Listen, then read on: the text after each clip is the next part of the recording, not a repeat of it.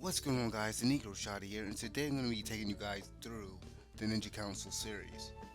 Now, for those of you guys who don't know, Naruto started as a manga made by Masashi Kishimoto and became popular as the anime hit Japan and Tsunami here in the States. There were a lot of Naruto games released on a handheld device within the decade from 2003, when the first Naruto game was released in Japan, up until the final Naruto game was released on the 3DS in 2013. The only other game that I'm going to mention that's not technically a Naruto Ninja Council game is Naruto Konan and Pocho, which was a game that was released a little bit before the Naruto Ninja Council, the first Ninja Council game, and this game was a Wonder Swan game. Anyway, after Naruto Konan and Pocho was released in Japan, which I believe it was like March 27, 2003, when Konan and Pocho was released. So after that was released, another game was released 2 months later on the Game Boy Advance, and that game was Naruto Ninjutsu Senkai Seikuyo Ninja Daikeshu, which could be translated as Naruto Full Throttle Ninjutsu Great Council of the Strongest Ninja, and it was released on the Game Boy Advance on May 1st, 2003. This game would later be known in the States as Naruto Ninja Council in the US, and it was released on March 22nd, 2006 here in the States.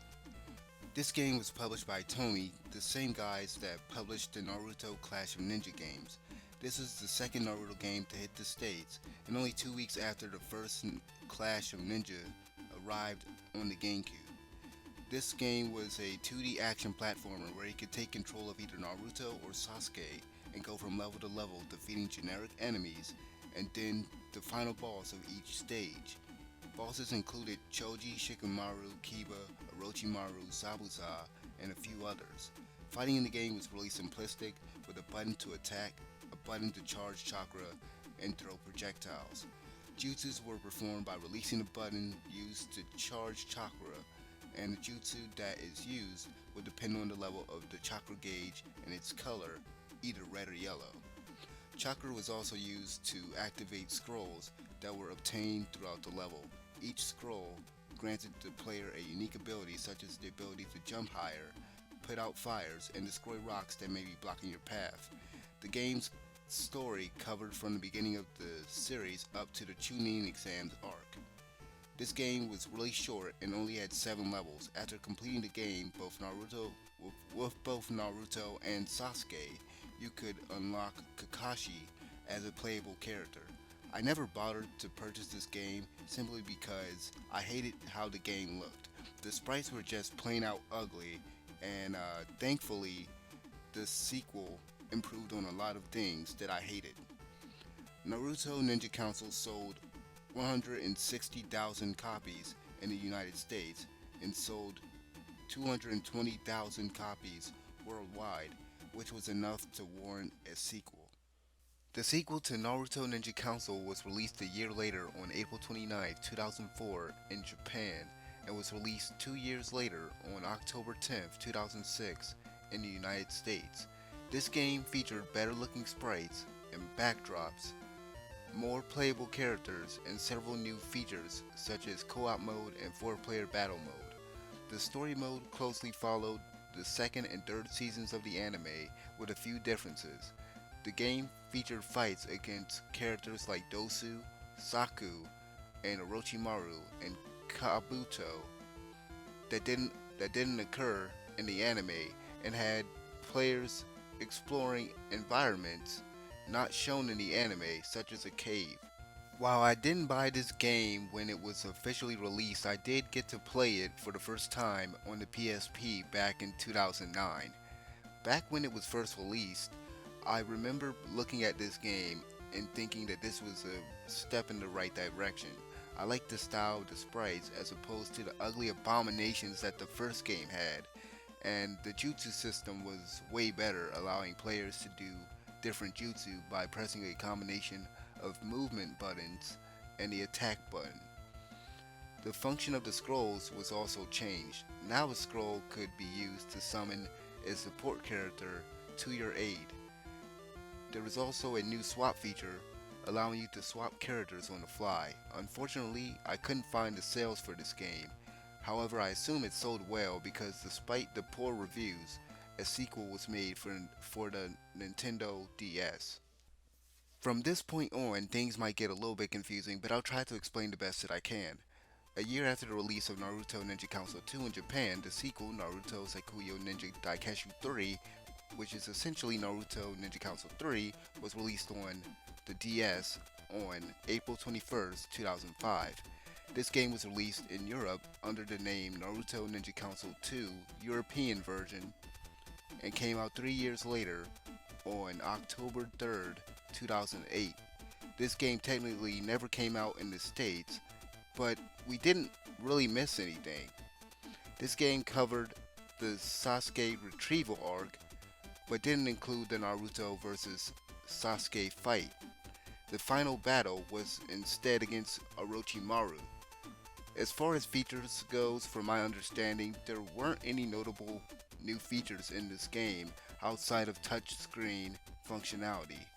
The touchscreen was used for performing specials by spinning the chakra wheel with your stylus. This feature brought back the mechanic from the first game where the chakra level determines the jutsu your character performed. Your chakra level was indicated by a bar on the top screen, and the sequel would reuse this feature again, which I remember thinking that it was cool for some reason. Looking back on it now, I realize that it was just the same old mechanic from the first game with a new coat of paint.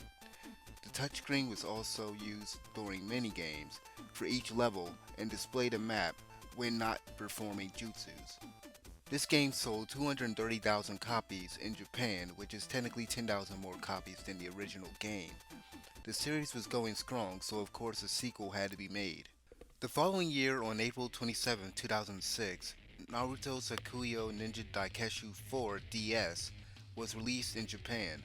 Of course, here in the States, this game was simply known as Naruto Ninja Council 3 and was released on May 23, 2007. For this game technically being the fourth game in the series, this game had very few improvements. As I mentioned before, this game utilized the same touchscreen features as the previous game that was released in Japan. It kept the same mission system that had players moving across a small map, fighting enemies, and the occasional boss. The game covered the Sasuke retrieval arc like the last game did, but now included the Naruto vs. Sasuke fight. Now, for some reason, certain things in this game were cut from the Japanese version. For instance, Sound Force second forms and special attacks were either changed or removed entirely. In the European version, Naruto's Rasengan and other techniques for other characters were removed. The roster in the international versions were also notably smaller.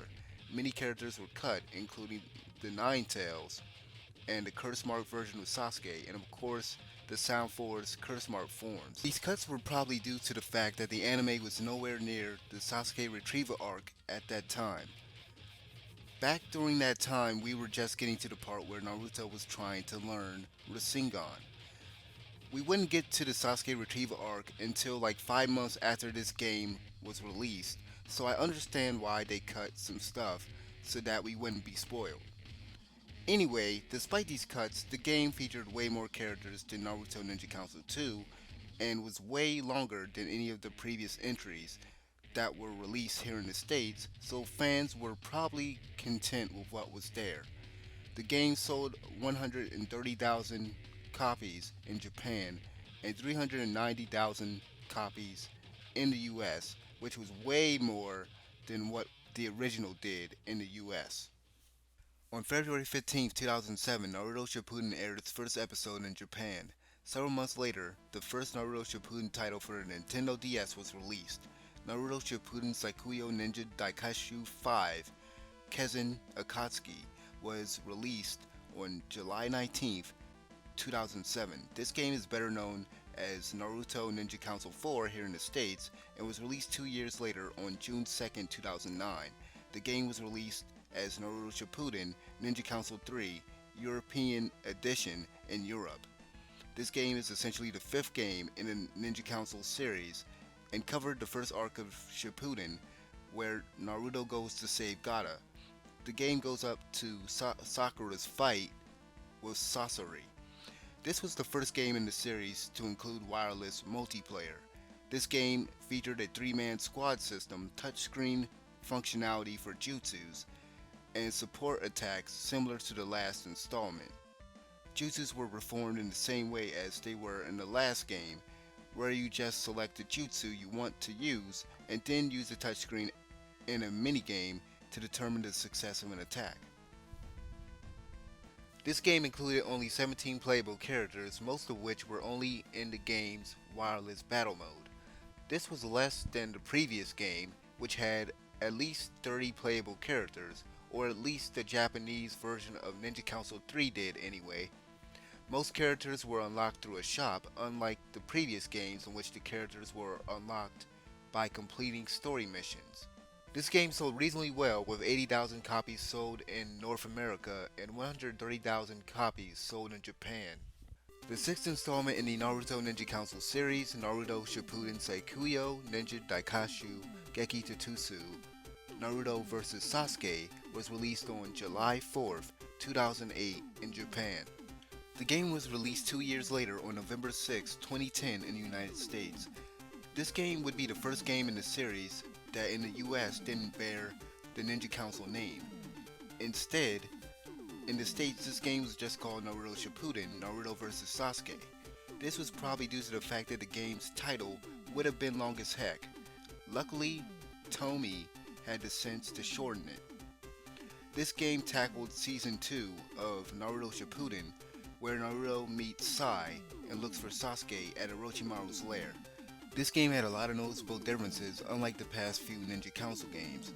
For instance, the sprites were made smaller so that more enemies could fit on screen, the majority of special moves no longer used the touchscreen, and wireless multiplayer was removed. There was also less playable characters than the previous game, with only 14 in total. Characters were unlocked by completing side missions in addition to the main story missions, as opposed to buying them from a shop like in the previous title. This game was a bit of a downgrade in my opinion.